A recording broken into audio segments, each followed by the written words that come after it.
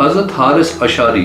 رضی اللہ تعالیٰ عنہ بیان کرتے ہیں کہ نبی اکرم صلی اللہ علیہ وسلم نے صحابہ کرام کو بیان کیا کہ اللہ تعالیٰ نے حضرت یحییٰ بن زکریا رحمۃ اللہ علیہ کو 5 وقتوں پہ عمل کرنے، بنی اسرائیل کو ان پہ عمل کرانے کا حکم دیا، تو انہوں نے ان پر عمل کرانے میں تاخیر کی۔ تو حضرت عیسیٰ علیہ السلام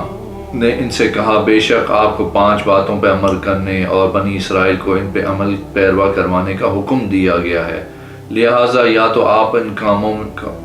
انہیں ان کاموں کا حکم دیں یا پھر میں کھڑے ہو کے انہیں ان کاموں کا حکم دیتا ہوں۔ حضرت یحییٰ علیہ السلام نے فرمایا اگر تم نے ان کلمات کو مجھ سے پہلے لوگوں تک پہنچایا تو مجھے ڈر ہے کہ میں عذاب میں مبتلا کر دیا جاؤں گا یا مجھے زمین میں دھسا دیا جائے گا، لہٰذا انہوں نے بنی اسرائیل کو بیت المقدس میں جمع کیا حتیٰ کہ مسجد بھر گئی، یہاں تک کہ لوگ بلند ٹیلوں پہ بیٹھ گئے تو انہوں نے لوگوں کو واعظ نصیحت کی۔ پھر فرمایا بے شک اللہ تعالیٰ نے مجھے 5 باتوں کا حکم دیا ہے میں ان پہ عمل کروں اور تمہیں بھی اس پہ عمل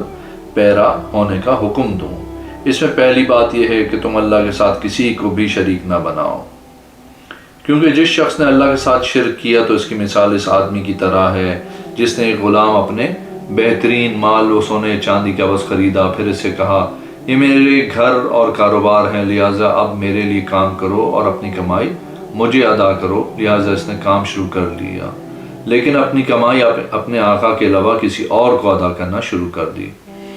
تو تم میں سے کون شخص ہے جسے یہ بات پسند ہو کہ اس کا ایک ایسا ہی غلام ہو مگر وہ اپنی کمائی اپنے آقا کے علاوہ کسی اور شخص کو دے رہا ہو؟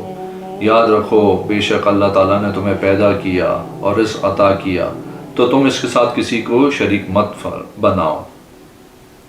اور فرمایا بے شک اللہ عز و جل تمہیں نماز پڑھنے کا حکم دیتا ہے، لہٰذا جب تم نماز کے لیے چہرے سیدھے کر لو تو ادھر ادھر مت جھانکو،